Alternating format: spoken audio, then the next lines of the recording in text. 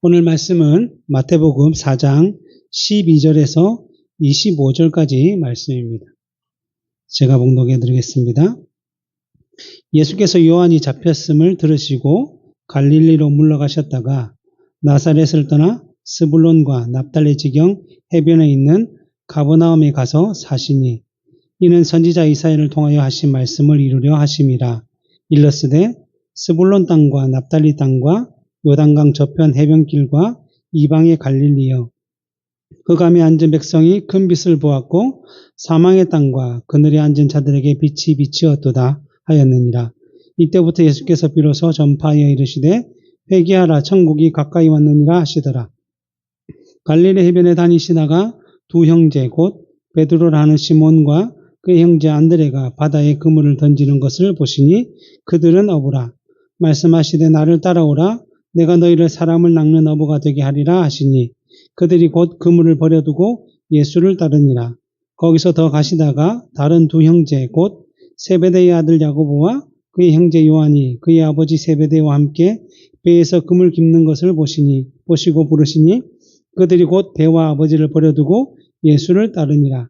예수께서 온 갈릴리에 두루 다니사 그들의 회당에서 가르치시며 천국 복음을 전파하시며 백성 중에 모든 병과 모든 약한 것을 고치시니 그의 소문이 온 수리아에 퍼진지라. 사람들이 모든 앓는 자 곧 각종 병에 걸려 고통을 당하는 자, 귀신 들린 자, 간질하는 자, 중풍병자들을 데려오니 그들을 고치시더라. 갈릴리와 데가볼리와 예루살렘과 유대와 요단강 건너편에서 수많은 무리가 따르니라. 아멘. 예수님께서 세례 요한에게 세례를 받으시고 난 후에 성령의 인도하심을 따라 광야로 가서는 40일을 밤낮 금식을 하셨습니다. 그래서 아주 줄이신 상태에 있을 때에 시험하는 자 마귀가 예수님께 나와 시험을 한 것입니다. 그러한 상황에 대해서 마태복음은 그때 예수께서 성령에게 이끌려 마귀에게 시험을 받으러 광야로 가신 것이었다라고 말씀하고 있습니다. 그렇다면 왜 예수님께서 성령에게 이끌려 마귀에게 시험을 받으러 가신 것일까요? 히브리서 2장 18절에 보면 그가 시험을 받아 고난을 당하셨은즉 시험 받는 자들을 능히 도우실 수 있느니라 라고 하신 말씀처럼 그의 몸된 교회, 바로 우리를 도우시기 위해 그렇게 하셨다라는 것입니다. 교회의 머리 되신 예수 그리스도께서 시험을 받으신 것처럼 그의 몸된 교회의 성도들도 이러한 시험을 당하게 될 것인데 그럴 때마다 예수 그리스도께서 도우시기 위해 먼저 시험과 고난을 당하셨다는 것입니다. 그러기에 이러한 시험을 예수 그리스도께서 하나님의 말씀으로 먼저 이기고 승리하셨기 때문에 우리도 하나님의 말씀을 바르게 알고 기억하며 또 우리에게 본을 보여주신 예수 그리스도만 바라보며 나아간다면 우리 마귀의 시험을 이길 수 있다는 사실을 우리에게 보여주고 있습니다. 그리고 더 나아가 교회의 머리 되신 예수 그리스도께서 사단과 마귀의 모든 시험을 이기고 승리하셨기 때문에 그의 몸된 교회의 성도들에게는 결론적으로는 승리가 보장되고 약속이 되어 있는 것입니다. 하지만 그 승리는 우리가 죽어 천국에 이를 때나 주님이 다시 오시는 재림 때에 이루어질 것이기 때문에 이 세상을 살아가는 동안에는 계속 우리에게 마귀의 시험이 주어질 것입니다. 그러나 그러한 시험이 너무나도 힘들고 어려워서 때로는 우리가 시험에 넘어질 수도 있고 또 속을 때도 있겠지만 그렇다고 해서 우리의 구원이 취소되거나 심판과 멸망의 길로 가게 된다는 것이 아니라 합력하여 선을 이루시는 그 하나님의 선한 섭리의 역사가 하나님의 백성된 우리에게 주어질 것이기 때문에 비가 온 뒤에 땅이 더 견고해지고 단단해지듯이 우리의 믿음도 자라고 성장하게 되어서 결국에는 거룩하고 흠이 없게 되어서 승리와 영광과 영생의 자리로 나아가게 된다는 것입니다. 이처럼 예수 그리스도께서는 세례를 통해서 또 마귀에게 시험을 받는 이 사건을 통해서 그의 몸된 교회인 우리들에게 이러한 놀라운 은혜가 이미 너희에게 주어졌기 때문에 너희는 걱정과 근심과 두려움을 가지고 이 땅을 살아가는 것이 아니라 그러한 것을 다 버리고 오직 주만 바라보고 의지하며 믿음으로 살아가면 된다라고 위로하고 계시는 것입니다. 그래서 예수님께서 이러한 세례와 마귀의 시험 사건을 겪으신 후에 어떠한 일이 발생했는가 하면 오늘 본문 12절에 보면 예수께서 요한이 잡혔음을 들으시고 갈릴리로 물러가셨다라고 말씀을 하고 있습니다. 세례 요한은 우리가 이미 살펴보았듯이 예수 그리스도의 길을 먼저 준비하고 예배하기 위해 이 땅에 왔습니다. 광야에 외치는 소리와 같이 정말 회개하라 천국이 가까이 왔다라고 외치며 영적으로 부패하고 타락한 유대인들, 이스라엘 민족들에게 경고의 메시지를 전했던 것입니다. 그러한 외침에 많은 유대인들이 자신들의 죄를 자복하고 회개하고 죄사함의 세례를 받게 되었습니다. 그리고 그의 외침은 그 당시 종교 지도자들인 사두개인과 바리새인들과 같은 사람에게도 주어졌는데 그들을 향해서 이 독사의 자식들아 누가 너에게 가르쳐 임박한 진노를 피하라 하더냐 그러므로 회개에 합당한 열매를 맺지 아니하면 너희가 비록 이스라엘 사람이며 아브라함의 후손이라고 할지라도 심판을 면하지 못할 것이다 라고 책망을 하였습니다. 그래서 이러한 세례 요한의 가르침에 정말 많은 사람들이 감화되어서 그를 따르게 되었고 그만큼 이 세례 요한의 외침, 또 행동, 그의 언사는 아주 큰 영향력을 미치게 되었던 것입니다. 그러한 때에 어떠한 일이 있었는가 하면 누가복음 3장 19절부터 20절에 보면 분봉왕 헤롯은 그의 동생 아내 헤로디아의 일과 또 자기가 행한 모든 악한 일로 말미암아 요한에게, 여기 요한이 세례 요한이죠. 요한에게 책망을 받고 그 위에 한 가지 악을 더해서 요한을 옥에 가두었다라고 말씀하고 있는 것입니다. 여기서 분봉왕 헤롯은 예수님이 태어나셨을 때에 그 이스라엘을 다스렸던 헤롯 대왕이라는 사람의 아들로서 마태복음 2장에서 이 헤롯 대왕을 피해서 예수님의 가족이 애굽으로 가셨다가 이제 헤롯 대왕이 죽어서 애굽에서 유다 지역으로 다시 돌아오다 보니까 이 유다 지역에 또다시 누가 왕이 되었냐면 이 헤롯 대왕의 아들인 아켈라오가 왕이 되어서 이 유대 지역으로 오지 못하고 예수님과 그 가족들이 갈릴리 나사렛이라는 곳으로 가게 되었다라고 말씀하고 있는데 그 아켈라오가 바로 이 분봉왕 헤롯인 것입니다.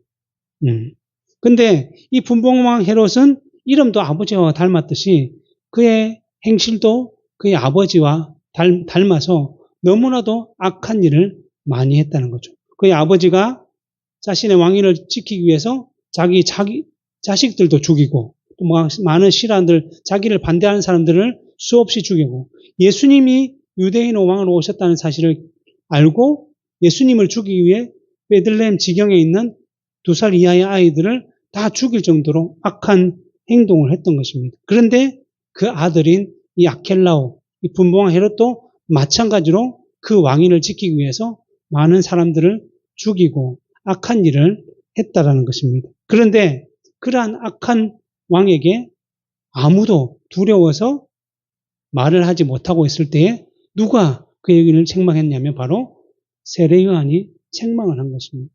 그 악한 행실을 그냥 두고 볼 수는 없었기 때문에 세례 요한은 하나님의 뜻을 따라 그에게 정직하게 바르게 얘기한 것이죠. 왜냐하면 헤롯이 악한 일에다가 그 동생의 아내인 헤로디아를 빼앗아서 취해서 자신의 여자로 아내로 삼았기 때문에 세례 요한은 이러한 악한 일을 그만두고 회개하라고 얘기했던 것입니다. 그러자 분봉왕 헤롯은 그것을 듣고 뉘우치는 것이 아니라 오히려 이러한 일을 한 세례 요한을 잡아서 감옥에 집어넣었다는 것입니다.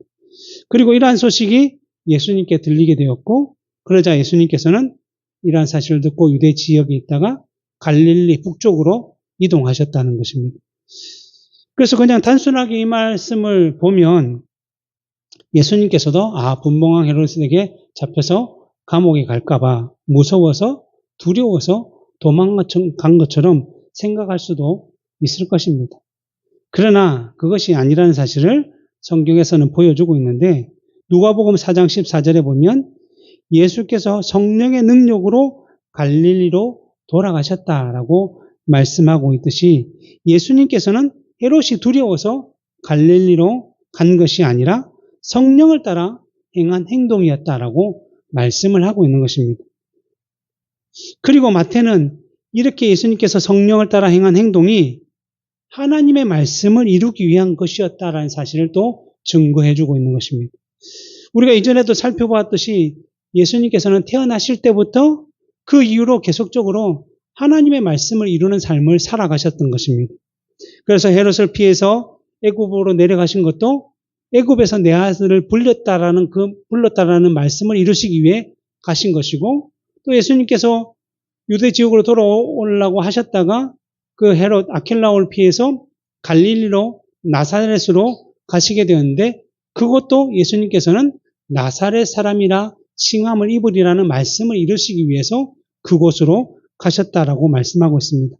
마찬가지로 오늘 본문에서 세례 요한이 잡혔다라는 소식을 듣고 갈릴리 지역으로 가신 것도 역시 하나님의 말씀을 이루기 위한 것이었다라고 마태는 이렇게 기록하고 있는 것입니다. 그래서 오늘 본문 13절, 14절에 보면 나사렛을 떠나 스불론과 납달리 지경 해변에 있는 가버나움에 가서 사시니 이는 선지자 이사야를 통하여 하신 말씀을 이루려 하심이다라고 말씀하고 있습니다. 그렇다면 어떤 말씀을 이루시기 위해 가신 것일까요? 15절, 16절에 스불론 땅과 납달리 땅과 요단강 저편 해변길과 이방의 갈릴리여 흑암에 앉은 백성이 큰 빛을 보았고 사망의 땅과 그늘에 앉은 자들에게 빛이 빛이었도다 하였느니라 하고 있는 이 말씀을 이루시기 위해 갈릴리로 가셨다가 나사렛을 떠나서 스불론 땅과 납달리 지경 해변에 있는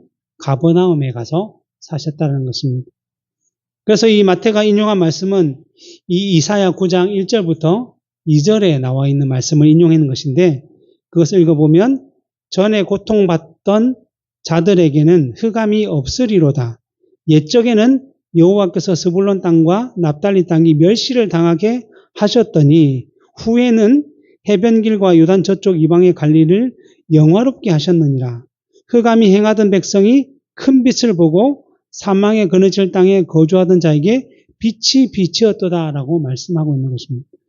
이 말씀에서 전에 고통을 받던 자들이라는 그들이 지칭하는 사람은 누구냐면 바로 이스라엘 민족을 말씀하고 있는데, 이들이 고통을 받게 된 이유는 이사야 그 9장 앞에 8장에 보면 하나님의 백성이라고 불리던 이스라엘 백성들은 당연하게 하나님의 말씀인 율법을 따라 온전히 행하고 지키며 살아가야 하고, 또 그 말씀대로 살아가는 그것을 통해서 기쁨을 누리며 살아가야 되는데, 말씀도 따르지도 않고 또 우상을 섬기며 세상을 따라 살아감으로 말미암아 하나님의 진노를 불러일으키는 삶을 살아왔기 때문에 고통을 받게 되었다라고 말씀하는 것입니다.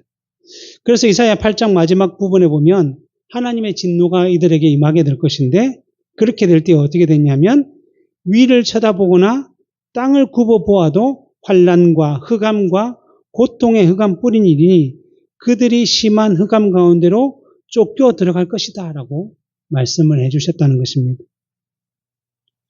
그러나 우리가 알고 있듯이 하나님께서는 자기 백성들에게 그들의 죄악에 대해서 징계를 하시기는 하지만 그것이 그들을 완전히 멸망시키기 위한 심판의 징계가 아니라 회개하고 돌이키도록 하시는 회복과 교훈의 징계이기 때문에 언제나 심판의 메시지와 함께 곧바로 회복의 메시지, 은혜의 메시지를 이어서 말씀하신다는 것입니다.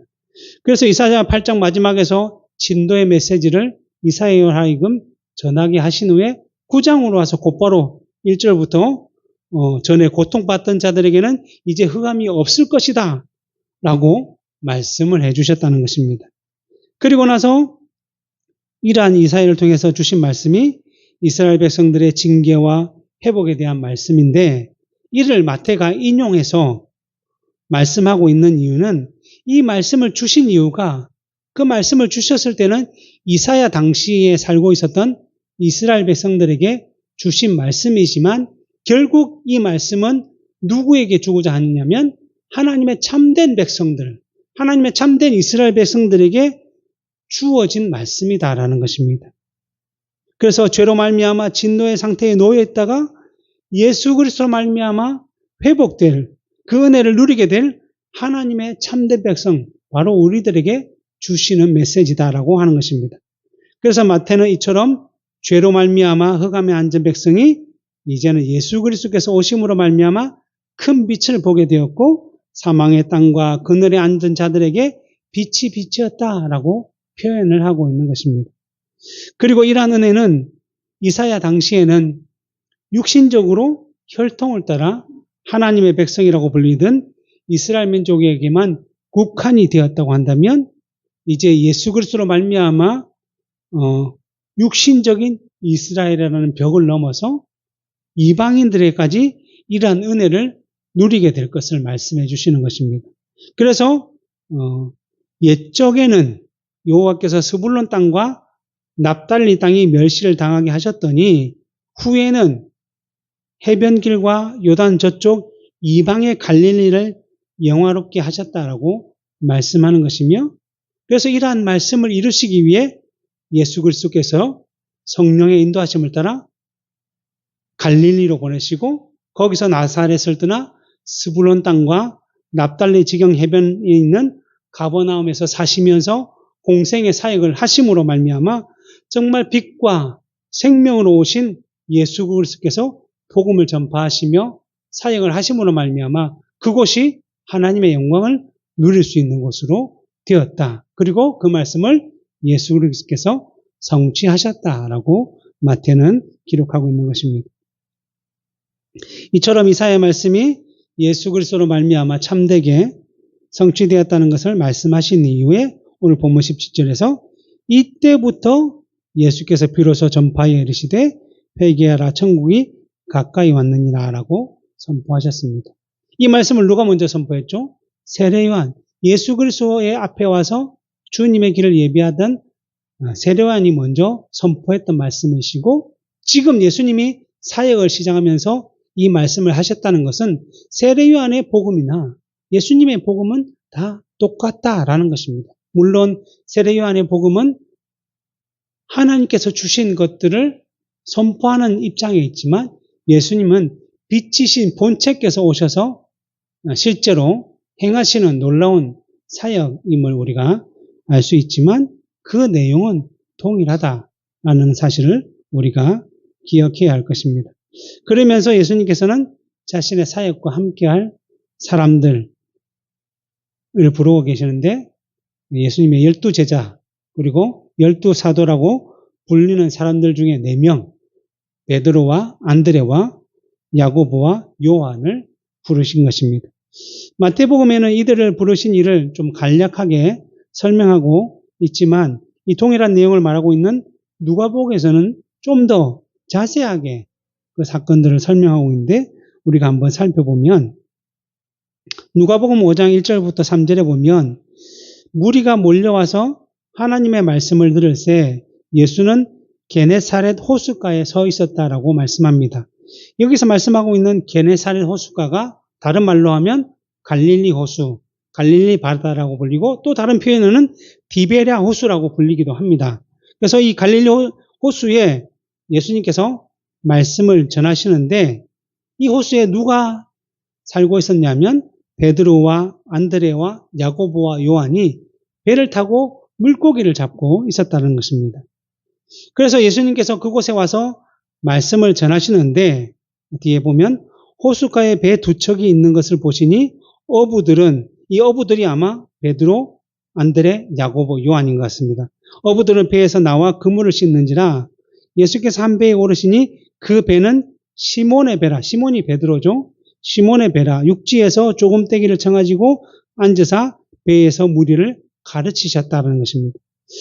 예수님께서 공생의 사역을 시작하시자 정말 사람들이 말할 수 없는 권능의 말씀을 하시고 또 모인 자들의 연약함, 병들고 또 귀신 들리고 약한 것들을 고치시니까 정말 수많은 무리가 예수님의 말씀을 듣기 위해서 또 예수님을 통해서 나음을 입기 위해서 찾아왔다는 것이죠.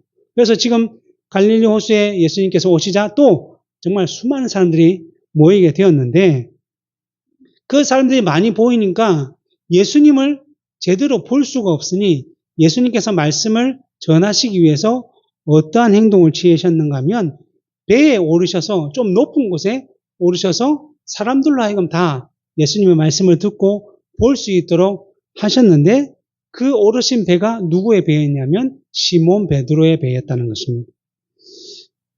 그리고 이제 예수님께서 놀라운 말씀, 권능의 말씀, 그 복음을 다 전하신 후에 그 배의 주인인 시몬에게 이르시되 깊은 데로 가서 그물을 내려 고기를 잡으라라고 말씀하셨습니다.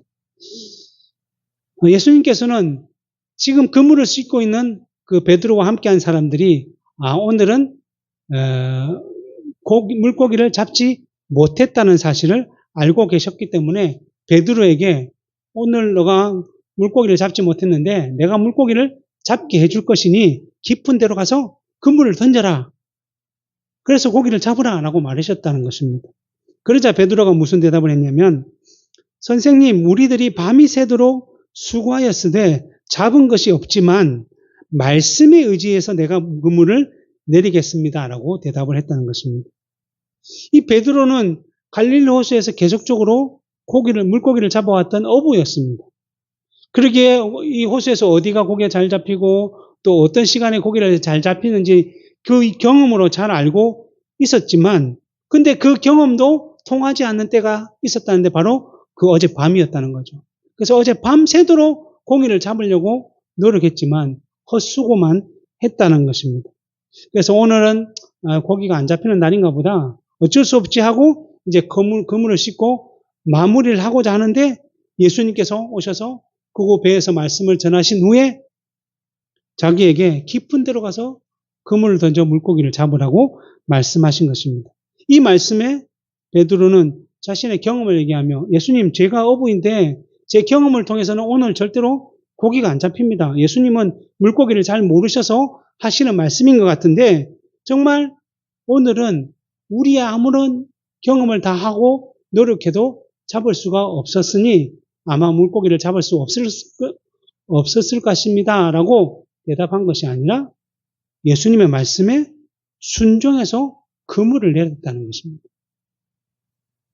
우리가 알고 있듯이 앞에서도 말씀드렸듯이 일반적으로 경험이 풍부한 사람들은 자신의 경험을 의지하고 자신의 경험에 사로잡히기 위해서 누가 얘기를 해도 아니야, 그건 아니야. 내 경험을 보면 그건 아닌 것 같아 라고 대답을 하는 것이 맞는 말이고 실제로 또 예수님이 또 물고기 학자라든지 물고기 박사면 조금이라도 들을 수 있겠지만 전혀 물고기와 상관없는 말씀을 전하는 분이 와서 야 깊은 데로 가서 그물을 던져라 라고 얘기했다고 한다면 우리 같았으면 전혀 듣지 않았을 것인데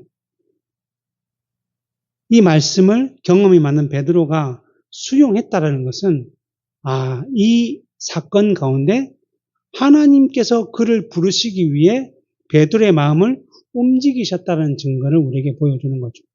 하나님께서는 자기의 택한 백성들을 부르실 때에 그냥 억지로 그 목을 부여잡고 끌고 오시는 것이 아니라 정말 그가 때가 되었을 때에 그 복음의 말씀을 듣고 이 복음의 말씀이 중요하구나. 내가 회개해야 되겠구나. 이것을 믿어야 되겠다라는 마음의 움직임을 먼저 주셔서 그 마음에 소원을 주심으로 말미암아 인도하도록 하신다는 것입니다. 이처럼 하나님의 놀라우신 섭리의 역사가 이곳 가운데 나타나고 있음을 보여줍니다. 그래서 이처럼 베드로가 예수님의 말씀에 순종을 하여 그물을 던지자 어떤 일이 벌어졌는가 하면 그렇게 하니 고기를 잡은 것이 심이 많아 그물이 찢어지는지라. 이에 다른 배에 있는 동무들에게 아마 이제 옆에 배는 요한과 야고보에겠죠. 손짓하여 와서 도와달라고 하니 그들이 와서 두 배의 체험에 잠기게 되었더라라고 말씀하는 것입니다. 예수님의 말씀에 순종해서 베드로가 깊은 곳으로 가서 그물을 내리자 지난 밤에 밤새도록 베드로가 노력해도 전혀 잡을 수 없었던 고기를 정말 그물이 찢어지고 배가 잠길 정도로 그리고 옆에 있는 배에도 동일하게 그러한 일들이 일어날 정도로 물고기를 많이 잡게 되었다는 것입니다. 이처럼 우리가 하나님의 말씀에 순종하게 되면 어떠한 일이 일어날지 우리에게 너무나 잘 가르쳐주는 말씀입니다. 하나님께서는 누구십니까? 이 온 우주 만물의 주인이십니다. 그런 하나님의 말씀에 순종하면 부모도 자기의 자녀가 그 부모의 말씀에 잘 순종하면 여러 가지 선물로 그 아이들에게 주고 싶어 하듯이 하나님께서도 마찬가지로 그 말씀에 순종하는 자들에게 어떠한 축복을 내리실지를 이 베드로의 사건을 통해서 잘 보여주고 있습니다. 그런데 이러한 일이 발생했는데 오늘 말씀에 보면 시몬 베드로가 이를 보고 예수의 무릎 앞에 엎드려 이르되 주여 나를 떠나소서 나는 죄인이로소이다 라고 대답을 했다는 것입니다. 예수 그리스도의 놀라운 능력을 통해서 베드로는 예수님이 어떠한 분이신지를 깨닫게 되었던 것이고 그것을 통해서 자신의 비참한 상태를 보게 된 것입니다. 마치 복음이 선포되었을 때 복음을 통해서 성령의 역사가 임하면 자신의 죄를 자복하고 회개하게 되듯이 이러한 은혜가 베드로에게 임했다라는 것입니다. 그리고 베드로뿐만 아니라 그와 함께 있던 어부들 즉 안드레와 야고보와 요한에게도 동일하게 임하였고 그래서 세베대의 아들로서 시몬의 동업자인 야고보와 요한도 놀랐다라고 말씀하고 있습니다. 그래서 예수님께서는 이처럼 두려워 떨고 있는 이들을 위로하시면서 무서워하지 말라 이제 우로는 내가 사람을 취하리라 하시니 그들이 베드로를 육지에 대고 모든 것을 버려두고 예수를 쫓았다라고 말씀합니다. 그리고 이 말씀을 마태복음에서는 뭐라고 표현하냐면 말씀하시되 나를 따라오라 내가 너희를 사람을 낚는 어부가 되게 하리라 하시니 그들이 곧 그물을 버려두고 예수를 따랐다라고 말씀을 한 것입니다. 베드로와 안드레와 야고보와 요한이 물고기를 낚던 어부였기 때문에 이들로 하여금 사람을 낚는 어부가 되게 하겠다라고 하시면서 그들을 사도로 부르셨다는 것입니다. 그런데 여기서 중요한 것은 이들을 사도로 부르시는 사건을 통해서 보여주고자 하신 것이 너희가 정말 물고기를 잡는 어부이기 때문에 너희의 그러한 경험을 잘 살려서 사람도 좀 잘 낚아서 하나님의 백성이 되게 하라라고 이들을 사도로 부르신 것이 아니라는 것입니다.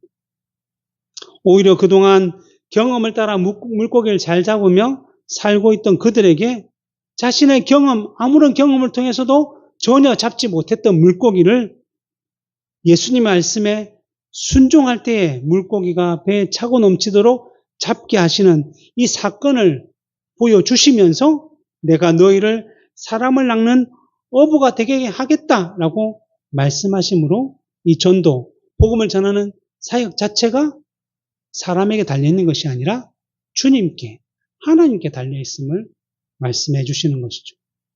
너희는 그 말씀에 순종해서 그물을 내리기만 하면 그 모든 일들을 주님께서 이루시겠다라고 말씀하는 것입니다.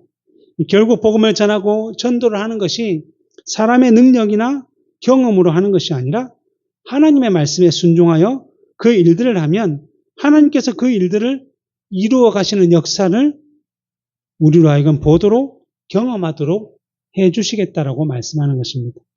그래서 이사야 9장 7절에서 만군의 여호와의 열심히 일을 이루실 것이다 라고 말씀하고 있고 사도 바울도 고린도전서 3장 6절부터 7절에서 나는 심었고 아볼로는 물을 주었으되 오직 자라게 하시는 하나님께서 자라게 하셨나니 그런즉 심는 이나 물 주는 이는 아무것도 아니로되 오직 자라게 하시는 이는 하나님뿐이시다라고 말씀을 해주시는 것입니다.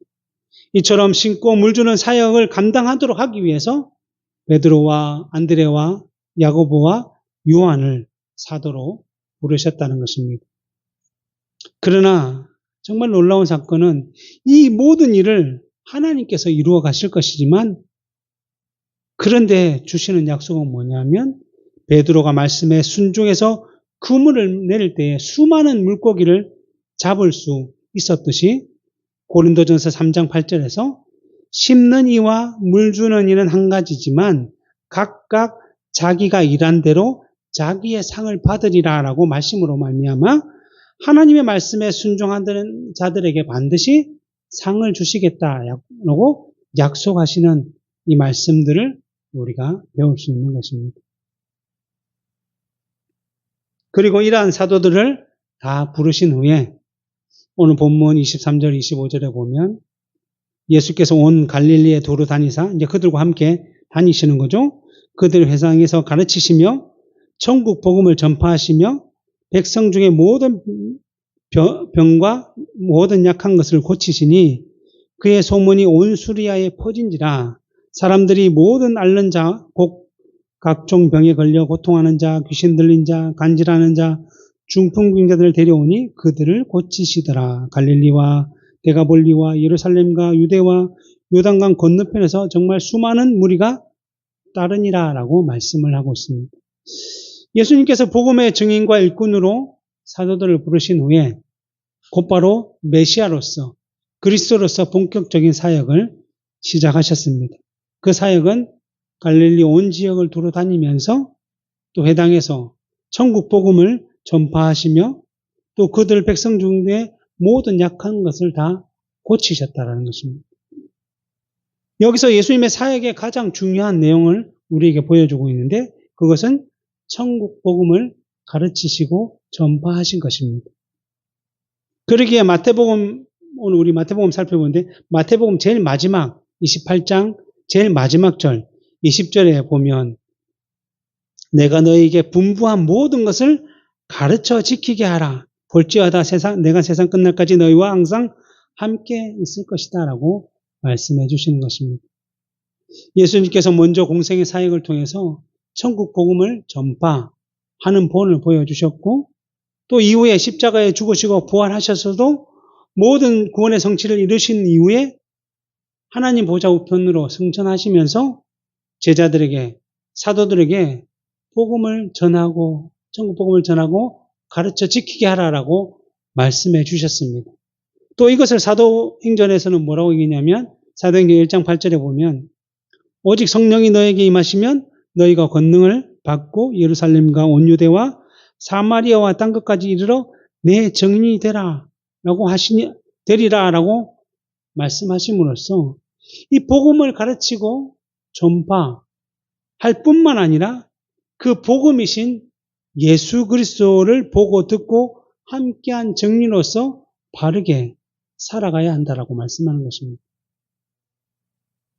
그래서 예수님을 팔아버리고 죽었던 그 가룟 유다로 말미암아서 12사도 중에 하나가 공석이 되었을 때에 이 제자들이 함께 모여서 새로운 사람을 제비 뽑아 세웠는데 어떠한 조건을 먼저 내세워서 이를 뽑았는데 그 조건이 뭔가 하면 요한의 세례로부터 우리 가운데 올려져 가신 날까지 그러니까 예수님께서 올라가신 건지 주 예수께서 우리 가운데 출입하실 때에 항상 우리와 함께 다니던 사람 중에 하나를 세워서 우리와 더불어 예수께서 부활하심을 증언할 사람이 되어야 한다라고 했다는 것입니다.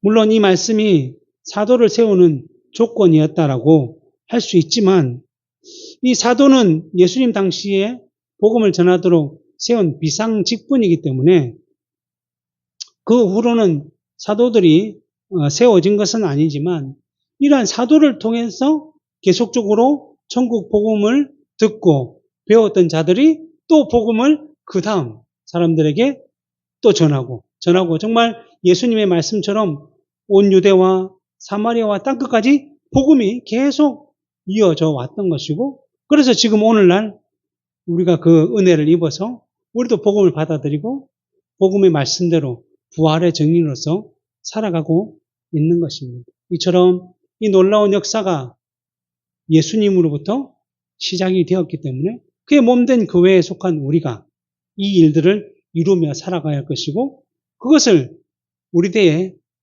끊어버리는 것이 아니라 우리도 또한 역시 부활의 증인으로서 복음의 증인으로서 이 복음들을 계속 전파하며 가르쳐 나가야 할 것입니다.